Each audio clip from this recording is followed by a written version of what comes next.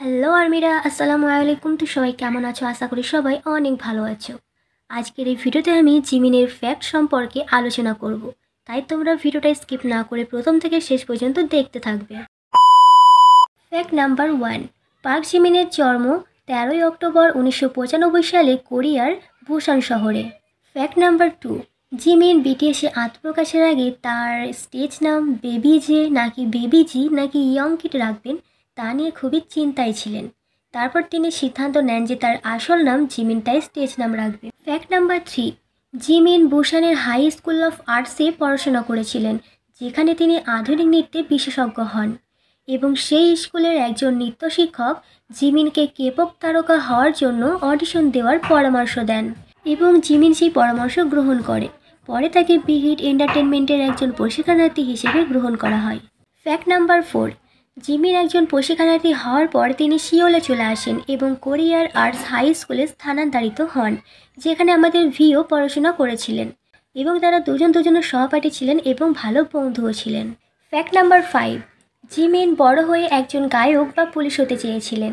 তিনি একটি সাক্ষাৎকারে বলেছিলেন যে আমি যদি গান গাওয়ার প্রতি কম আগ্রহী হতাম তাহলে আমি একজন পুলিশ হতাম। ফ্যাক্ট নাম্বার 6, বিটিএসের যোগদানকারী সবথেকে শেষ সদস্য ছিলেন জিমিন। ফ্যাক্ট নাম্বার 7, জিমিনের 3টে জিনিস খুবই পছন্দের, যেগুলোর মধ্যে হচ্ছে জংকুক, পারফর্ম করা এবং মনোযোগ আকর্ষণ করা। ফ্যাক্ট নাম্বার 8, জিমিনের জীবনের মূল মন্ত্র হলো যতক্ষণ না পারি ততক্ষণ সব কিছু করো। ফ্যাক্ট নাম্বার 9, জিমিন মনে করে তার ব্যক্তিত্ব আরএম এবং জেহপের মতো। ফ্যাক্ট নাম্বার 10 জানার আগে যারা এখনও পর্যন্ত ভিডিওতে লাইক কমেন্ট করোনি তারা অবশ্যই ভিডিওটাতে একটা লাইক এবং কমেন্ট করে দাও। জিমিন নিজের ত্বকের প্রতি অনেক যত্নশীল এবং এটা কম বেশি আর্মিরা সকলেই জানো। জিমিন যখন কোনো বিমানে ওঠেন তখন তিনি যতটা সম্ভব পানি পান করার চেষ্টা করে, কারণ জিমিন মনে করে ত্বকের যত্ন হলো আত্মযত্নের এক রূপ এবং পারফরমেন্সের পরে মুখ পরিষ্কার করে তার মন পরিষ্কার করার চেষ্টা করে। ফ্যাক্ট নাম্বার 11, জিমিন কানের দুল, ব্রেসলেট এবং আংটির মতো জিনিসপত্র পরতে পছন্দ করে। তার দুটো কানে মোট 5টি ছিদ্র আছে, ডান দিকে 2টি এবং বাম দিকে 3টি।